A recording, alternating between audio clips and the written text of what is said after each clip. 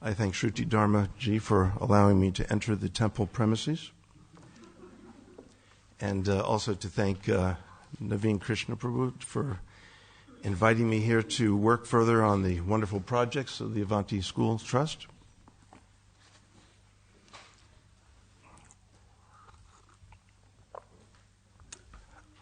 Okay, what do we have here? We have 434, right?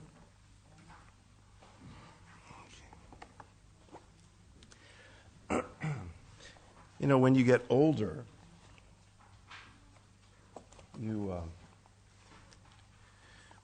senses start fading in terms of effectiveness. So I have 2 sets of glasses. Isn't that great? But hopefully there's another kind of vision that gets sharper as the outer vision gets duller. Yeah, the other one's for computers. This is for reading. So, okay, so what do we have here? 34. Okay.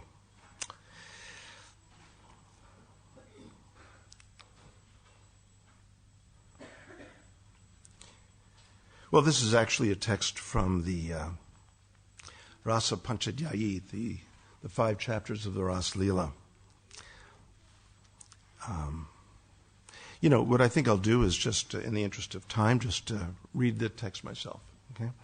Anugrahaya bhaktanam manusham deham ashritaha bhajate tadrashi krida ya shrutva tatparo bhavet. Krishna manifests his eternal human-like form and performs his pastimes to show mercy to the devotees. Having heard such pastimes, one should engage in service to him. And there's a short, actually very long purport. Okay, let's see what we can do here. This text is from the Srimad Bhagavatam 10:33-36. The Supreme Personality of Godhead has innumerable expansions of his transcendental form, who eternally exist in the spiritual world. This material world is only a perverted reflection of the spiritual world, where everything is manifested without inebriety.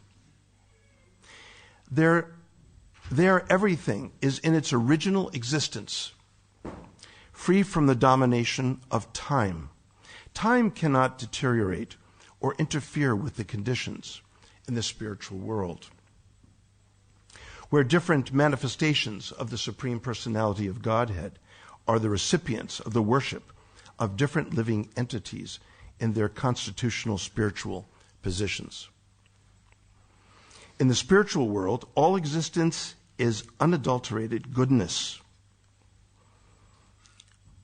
So in the Trigunya scheme of things, the gunas, there is, of course, sattva, rajas, and tamas, but Prabhupada here is talking about vishuddha sattva, which is in a category beyond the 3. In the spiritual world, all existence is unadulterated goodness. The goodness found in the material world is contaminated by the modes of passion and ignorance, or rajas and tamas.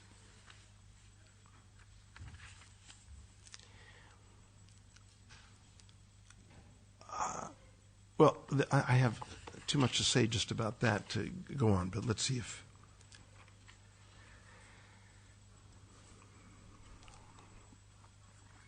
Here the Sanskrit is just beautiful. Anugrahaya. So this is the word anugraha.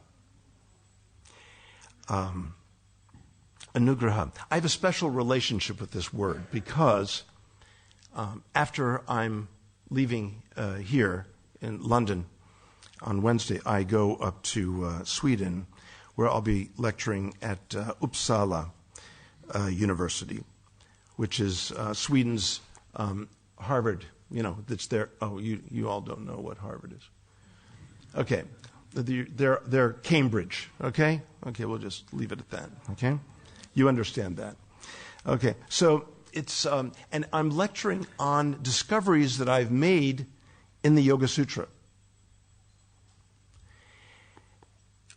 Discoveries that reveal a theism, a powerful theistic content in the Yoga Sutra, where most people have supposed that there is not. And recently I've signed a contract to publish a translation of the Yoga Sutra, where these discoveries will be sort of laid out. But what's interesting here is that I went to an academic conference, and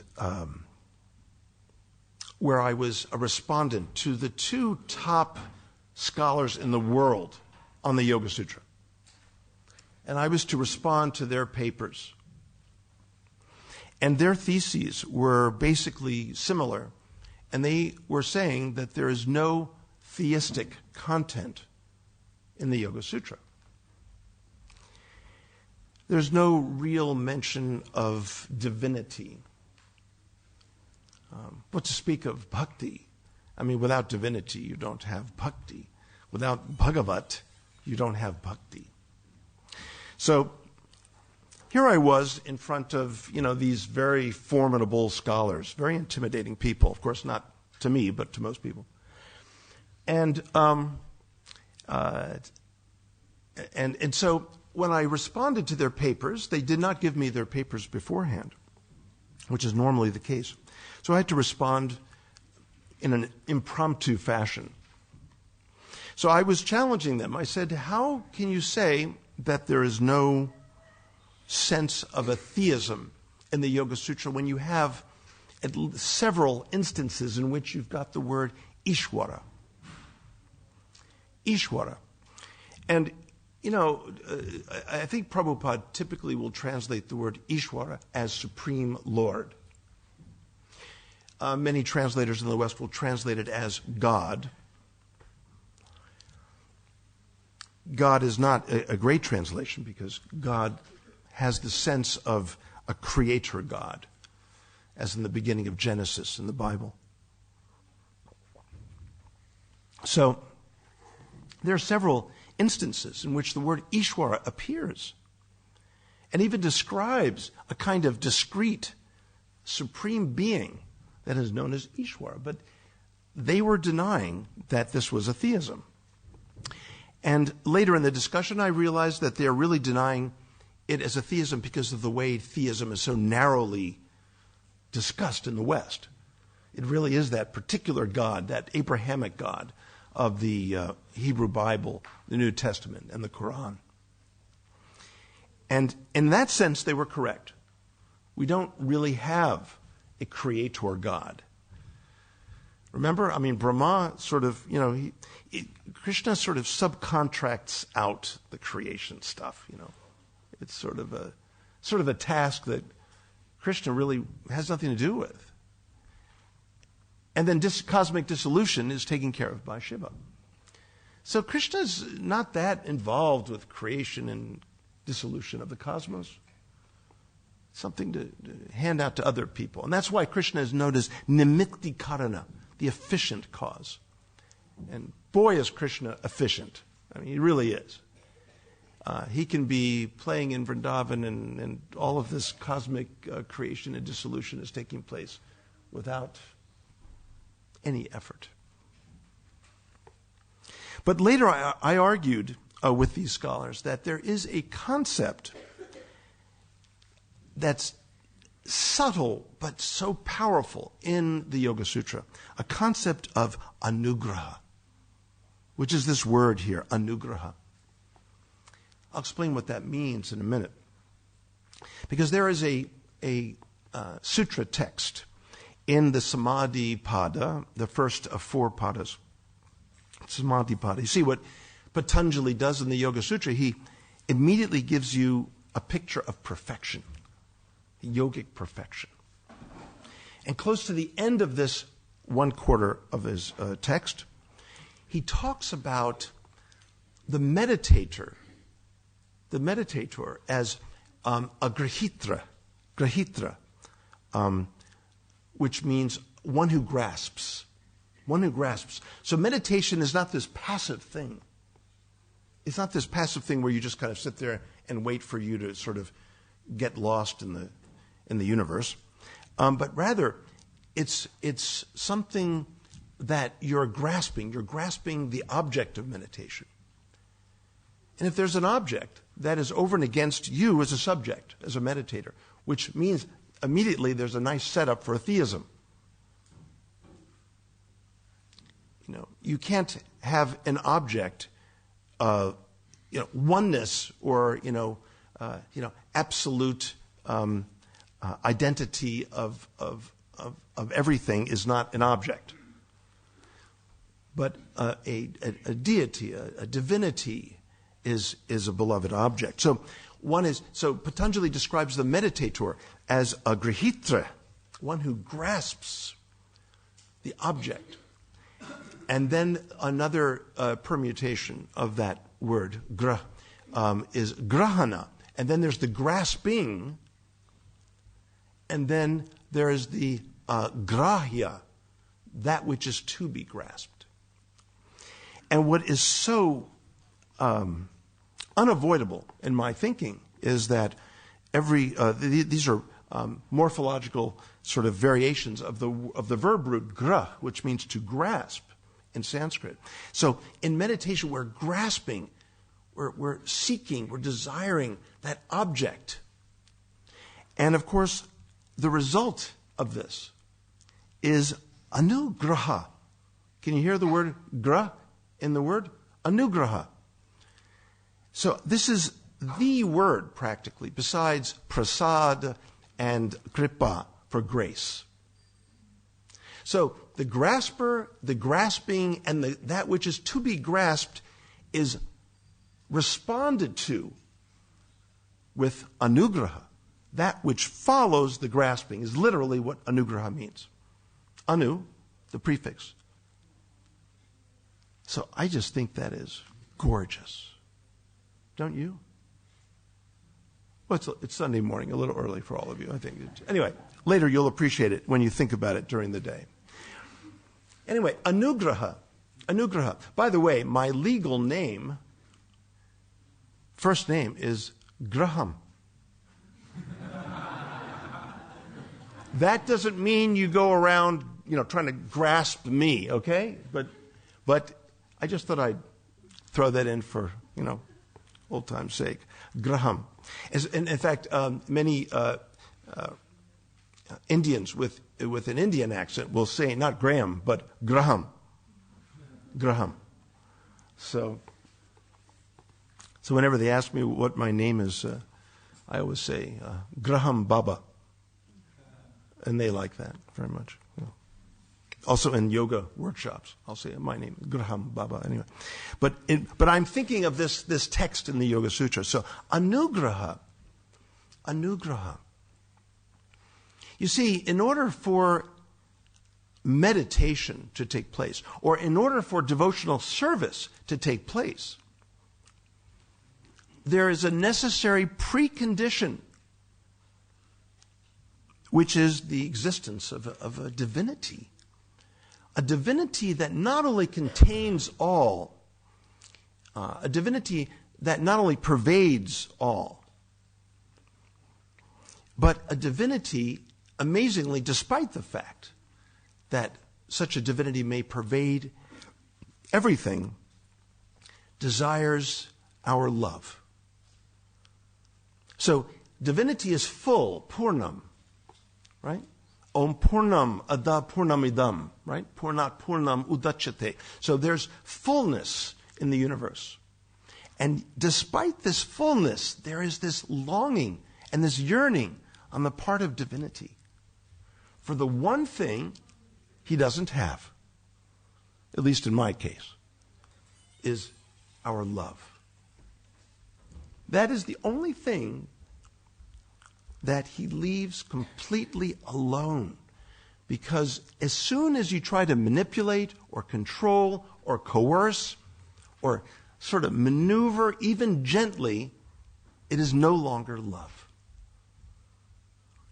Love is not something that can be forced. It is not something that can be arranged for. It's something that is offered from the heart freely, out of attraction, out of a desire for greater closeness and intimacy with the beloved object.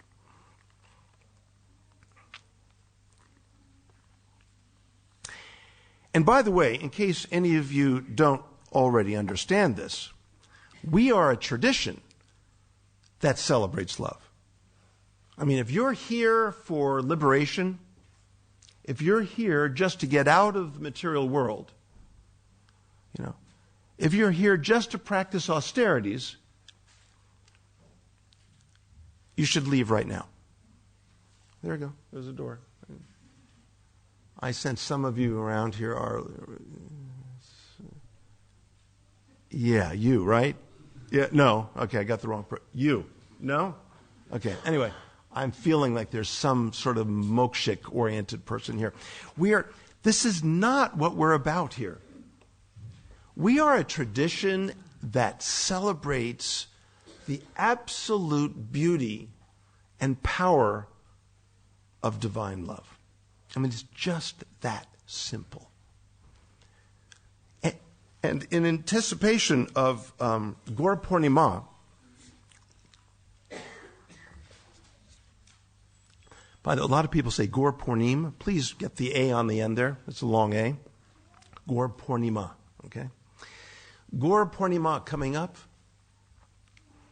When we talk about Krishna, we say we worship Krishna.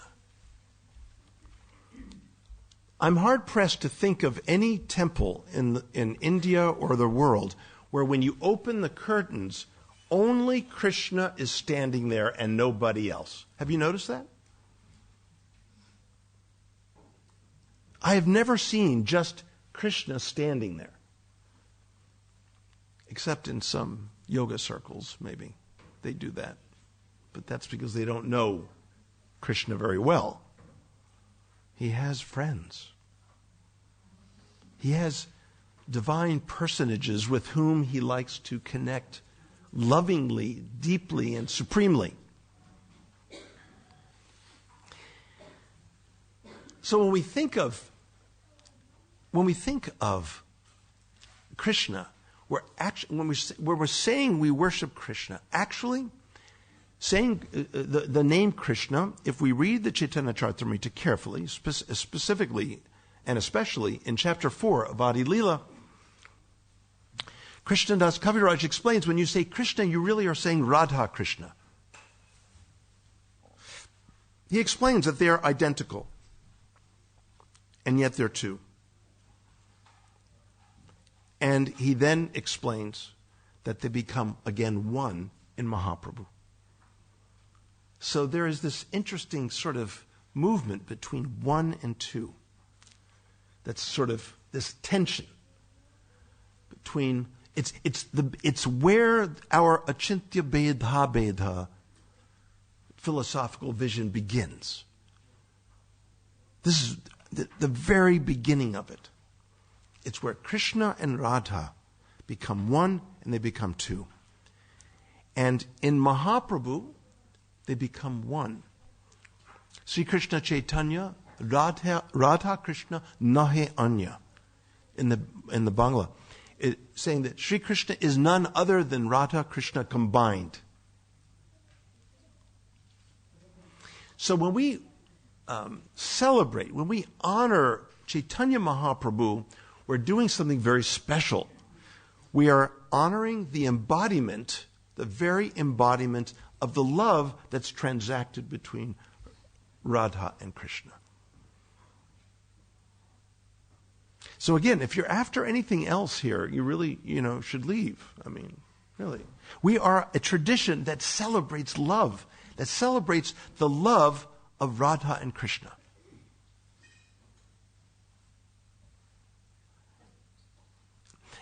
I had to even invent a word in the academy to describe our kind of theism. Because most theisms are more like deisms. Deism is when God created everything and then he split. In fact, if you read the Hebrew Bible, you'll notice that God is very present in the beginning. He's really quite around. He's walking in the garden, hanging out. I mean, he's there. I mean, it was a gorgeous garden. I mean, it sounded, the way it's described, it sounds very, very sort of Braja-like. I mean, I hesitate to say stuff like that because I don't want to equate the two traditions, which sometimes we're all too inclined to do. We're too quick to point out that, that God the Father in the Christian tradition is Krishna. But I don't, see anyone calling out to Krishna as dad. We just don't really think of Krishna as father. Anyone here do that? I mean, that's too personal, right? That's fine. If anything, you think you're the father of Krishna. If anything. You're taking care of Krishna. I mean, at a center like this, we're extremely busy taking care of Krishna. Have you noticed? Everyone's running around, right? There are people running around right now back there. We're still taking care of Krishna.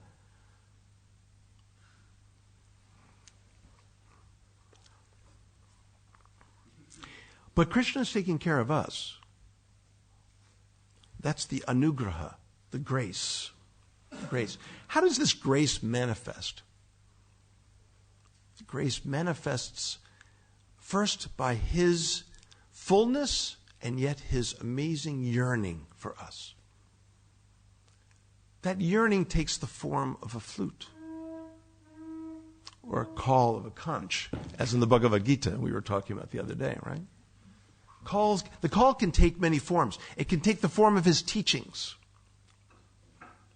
I believe I counted in the Bhagavad Gita 22 times over the 700 verses. Okay, now there's proof. There's more than just Krishna on here, right? And yet it's all Krishna.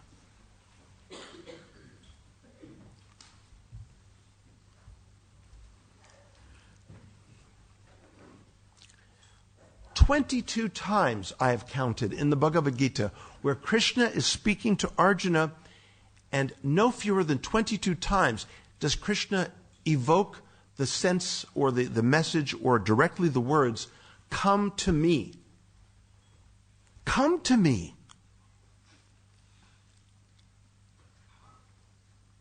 Look, if I'm sitting out in the hall, and I say to one of you, "Come to me," well, you might not hear me the first time. So I'll say it a second time.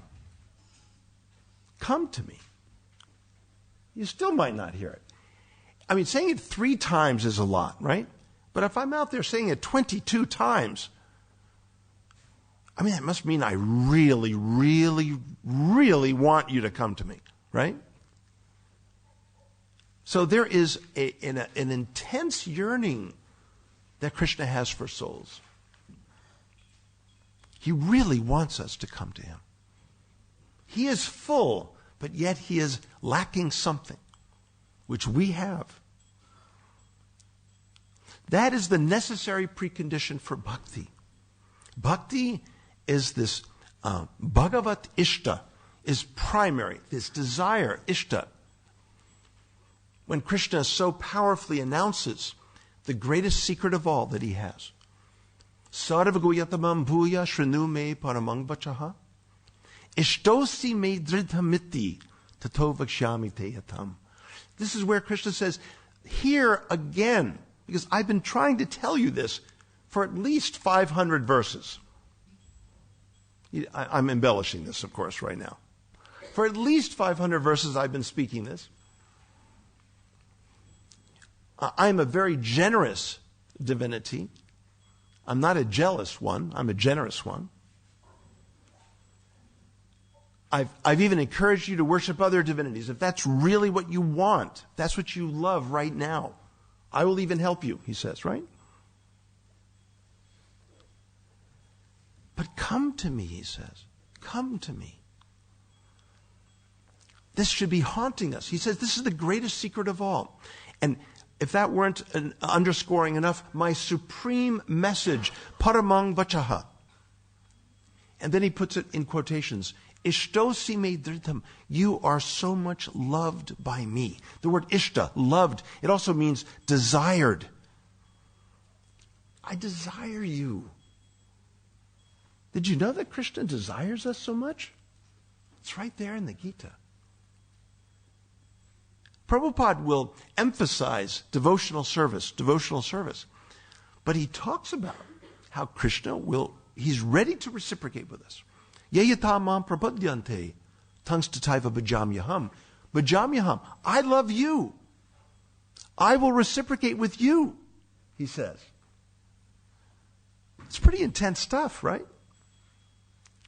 If you think that's intense, then it's time to contemplate, the love between Radha and Krishna.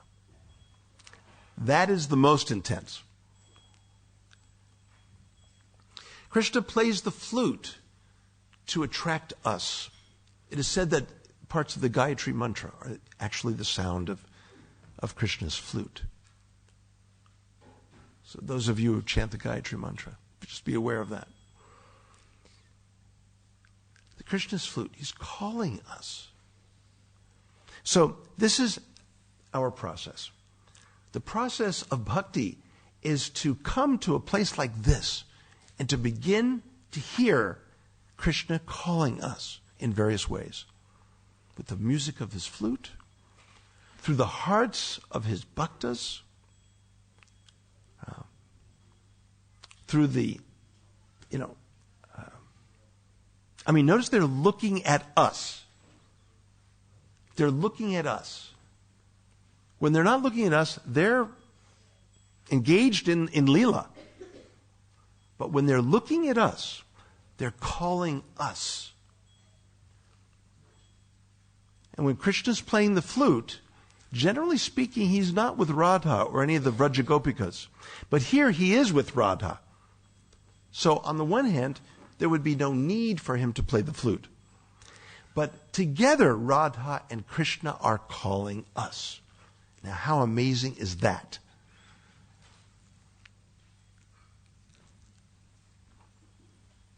And then, if that were not enough, Krishna comes as Mahaprabhu Gauranga and shows us how to get really crazy when Krishna calls us. Really crazy. Mahaprabhu goes nuts. He's out of control. Just read the Leela, the Chaitanya Leela. He is sometimes the love that fills his form is so overwhelming, his form begins to deplete. It becomes contorted. And what this teaches us is that as a bhakta builds this reservoir of love and devotion and that he or she can offer to Krishna and Radha, soon the body is just not a proper vessel. Death becomes a kind of vehicle, where one says finally, I can't stand being so confined. I'm claustrophobic in this place because I've got so much love for Radha and Krishna. I've got to get rid of this thing. It just gets in the way. The body is getting in the way.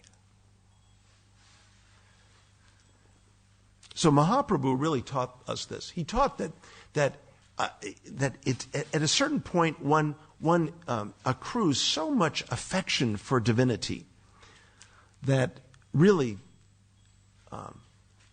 a release from the body is a welcomed event. Don't worry, I'm not going to die right here on the asana. Okay, you won't have to clean anything up. Okay, just want to cause it. Besides, I have a little more to accrue. It's not that devotees are walking around going up to one another saying, "Prabhu, I can't wait to die. I can't wait. I want to die." No one is going around. I don't know this temple that well. Anyone doing that around here? A couple of you in the ashram? Yeah? Yeah? No? Some brahmacharis? Okay. No, okay. I don't know. Yeah, okay. Anyway, but that would be a good sign, right?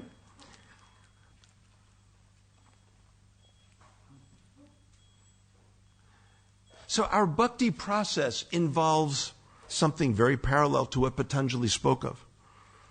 This, we are graspers. We are grasping. We are wanting to embrace Krishna, for he has embraced us. He has been waiting in eternity within our hearts for us to return his embrace. So we are embracers. In this sense, grasping is an embracing. And there is this mutual embracing.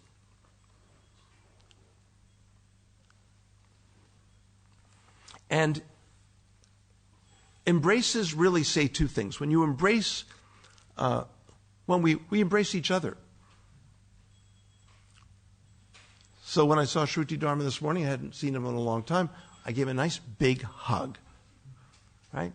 And what I'm telling Shruti Dharma in that hug is, one, I love you for who you are. I accept you. I embrace you. And that's pretty big of me, right? To accept Shruti Dharma for who he is, right? Maybe you don't think it's that big of a thing, but that's fine. So I'm embracing Shruti Dharma. I'm loving him for who he is.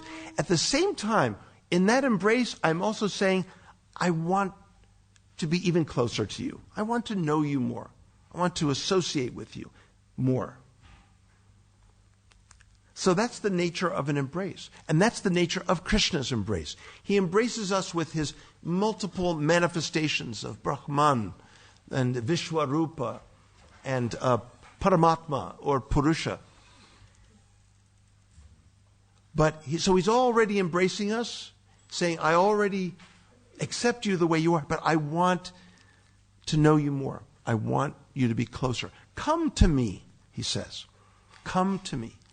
You are desired by me.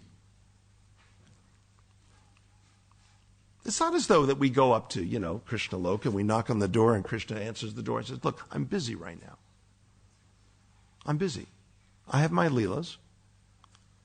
It's evening time. I'm about to go out to the forest and track the gopis. So I really don't have any time for you.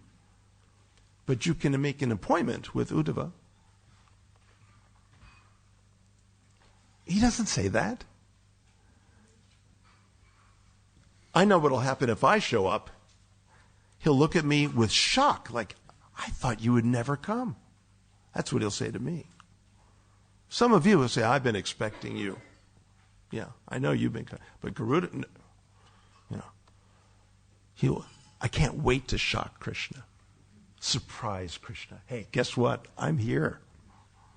That'll be nice.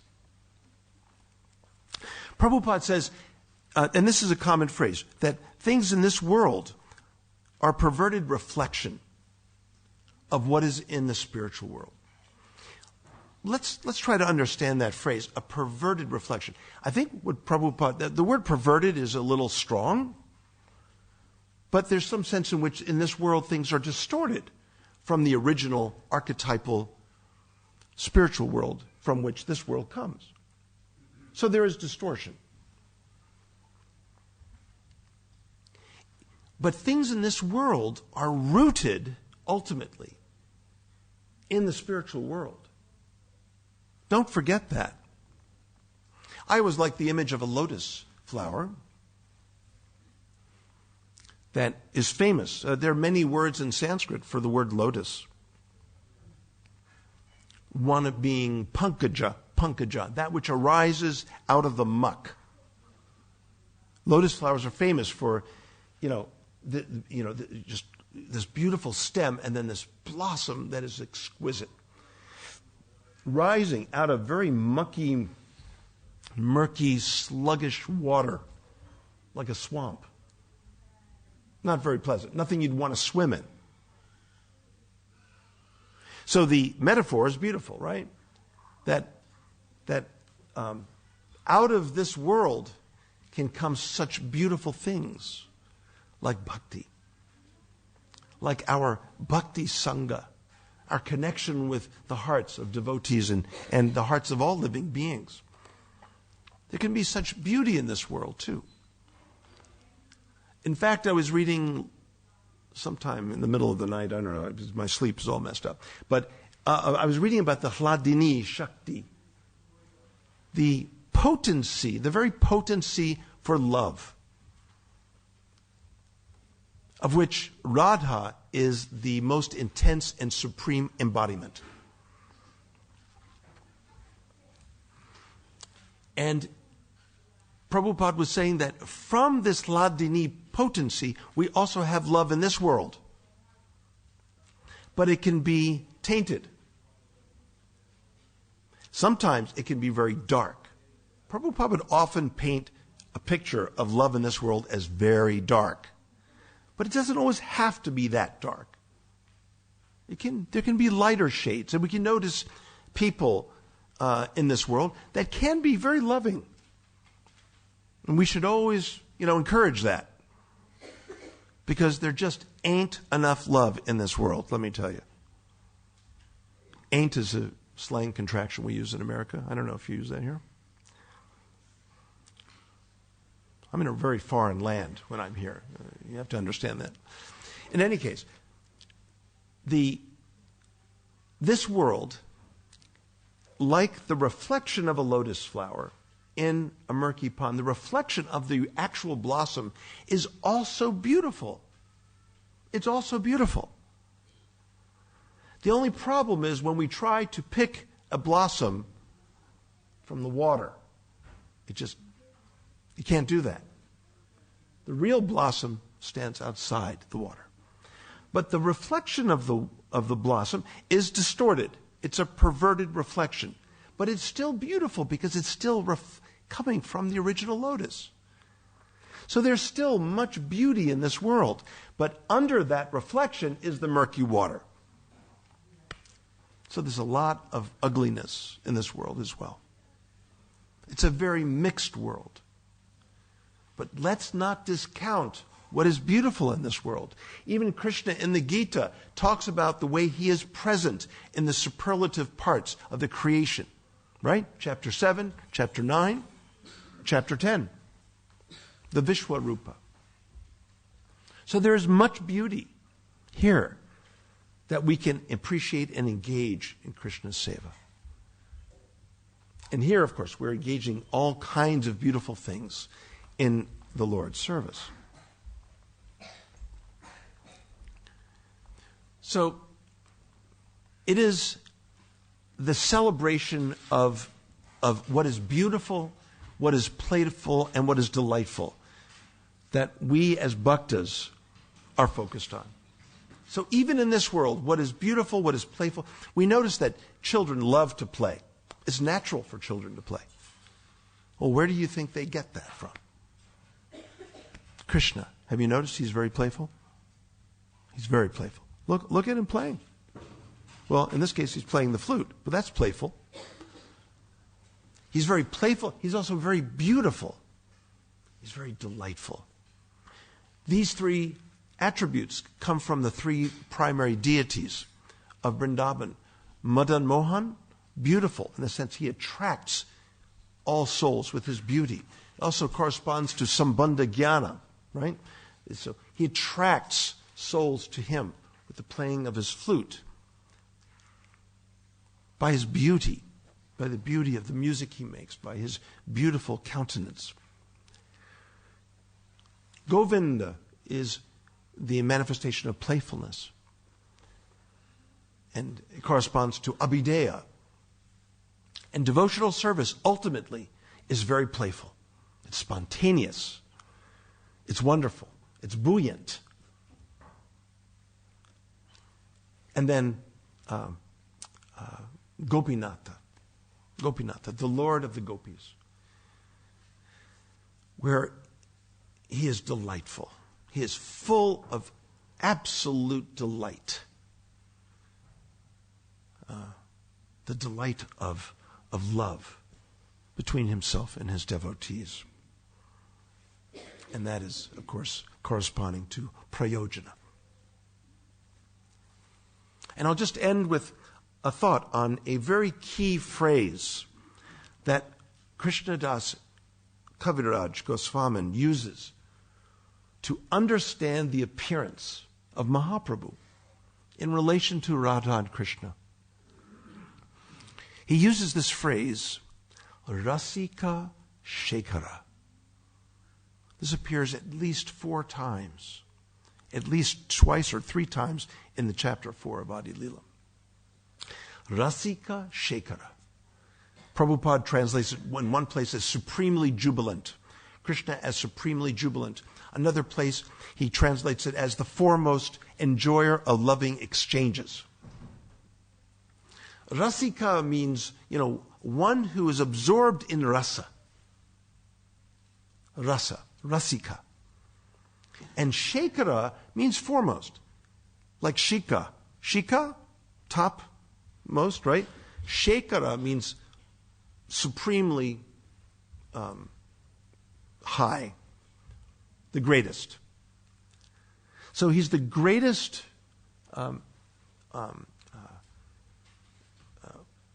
He is supremely enjoying the rasa.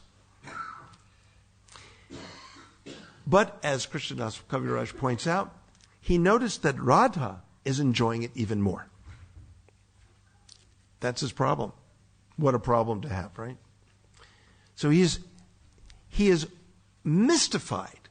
He is absolutely mystified by Radha's level of bliss within their rasa. He is mystified by this. He's dazzled by it. And he wants to know it. He wants to understand it more. And as the Bhakti Sutra says, that if love is to be love, then the lover must be sensitive to what it is that the beloved experiences. Otherwise, it is lust. Love means I am sensitive to what my beloved is feeling and thinking. I want to know. I'm sensitive to this. So, Krishna is trying to be sensitive to this. And it's so baffling to him that he wants to take the form of Mahaprabhu, Gauranga, to appreciate Radha's divine pleasure. Externally, it is explained that he comes as a devotee celebrating Sankirtanam. So outwardly, historically, he was a figure who danced around all of India. And selectively, he was very scholarly also. He selectively he would speak to the likes of Prakashananda Saraswati, although he didn't speak very much. He just sat there and glowed with his love. He just glowed. You see, I would do that with scholars, but I don't know how to do that. See, I don't know how to glow with this, this love that's just pouring out of everywhere, So I tried it once. It really didn't work. I'm not going to even give you the details. It's pretty much a disaster. Then there's Sarvabhauma Bhattacharya. I also tried to do what Mahaprabhu did with him, and it didn't work. You know what he did, right? He sat there for 7 days and 7 nights and just let Sarvabhauma talk himself out. And he was known historically, by the way. Sarvabhauma Bhattacharya is known even today by historians as one of the most prominent Nyaya logicians. So I also tried this with a colleague of mine. I couldn't get past 4 hours. I really couldn't. Any more than that, I was going to explode. Really, it was intolerable. But 4 hours, give me credit. Come on. I'd like to see you sit in front of this guy for 4 hours, But Mahaprabhu, 7 days, 7 nights. No, not even close, right? Then, of course, there was Keshava Kashmiri Pandit, with whom he talked Sanskrit poetics. He actually showed Keshava Kashmiri a faulty conception of poetics. So he used the discipline of poetics to give Keshava Kashmiri a greater realization of what is truly beautiful. And of course, it was grounded in Krishna Bhakti. I tried doing that too, and I'm not going to even get into that. So the point is that Mahaprabhu is a marvelous example, not to be imitated, like I tried, but to be followed, to be inspired by. Mahaprabhu's external role in this world was to establish Sankirtanam, the collective and perfect calling out. Kirtanam means both two things. It means to praise when in one's presence and to call out in one's absence.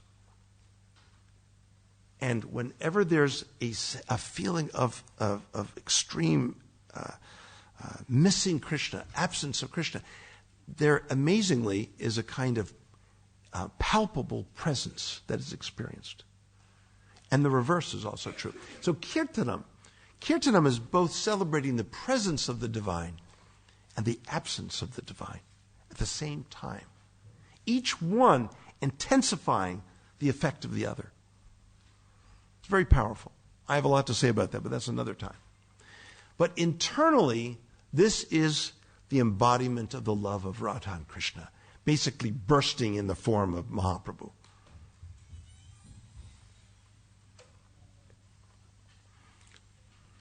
One of the things I wrote about in the book I finished for Tamal Krishna Goswami, which I've lectured here in the past, and I'll just end with this, which is the special.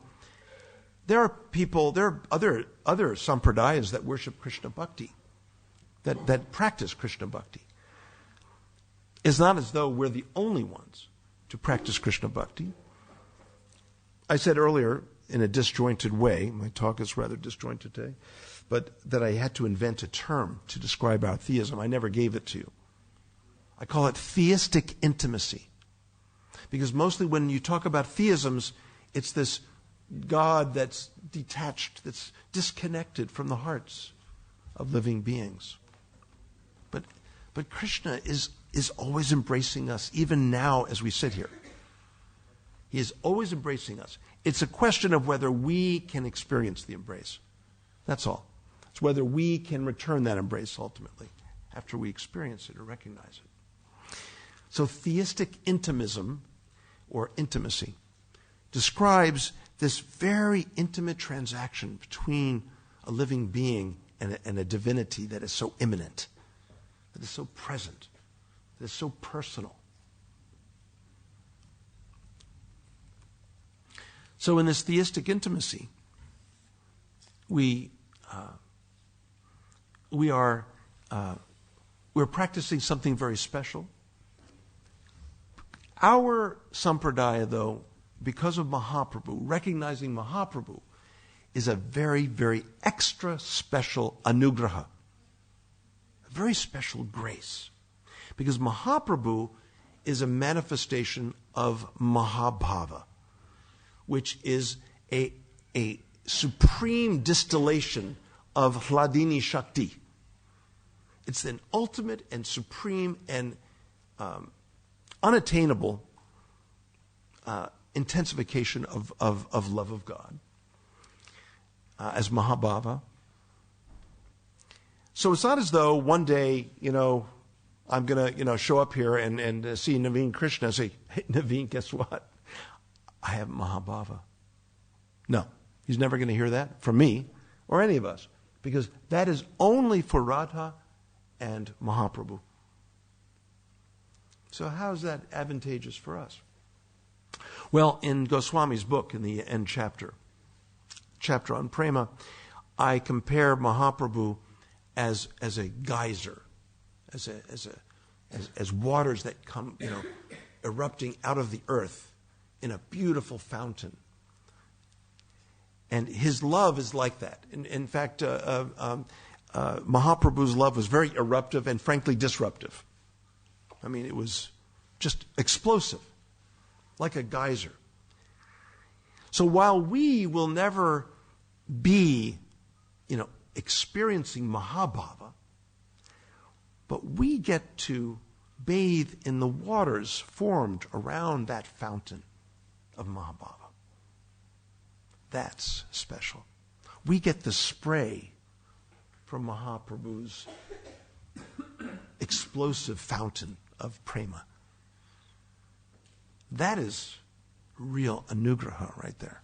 That is very special. Now, it's not as though we should go to other Krishna Bhakti, sampradayas and say, hey, you guys are missing out. Well, I'm sure they have special things too. But this is very, very intensely personal. This is why we chant the Pancha Tattva mantra before chanting the Maha Mantra. What are we doing? We're dipping into those little pools formed from the spray of the fountain of prema. That's what we're doing. Just be aware of that. You're taking a little dip into the pools of spray coming from the fountain of prema. And it's with that we then chant the Maha Mantra. And this is a very, very special gift.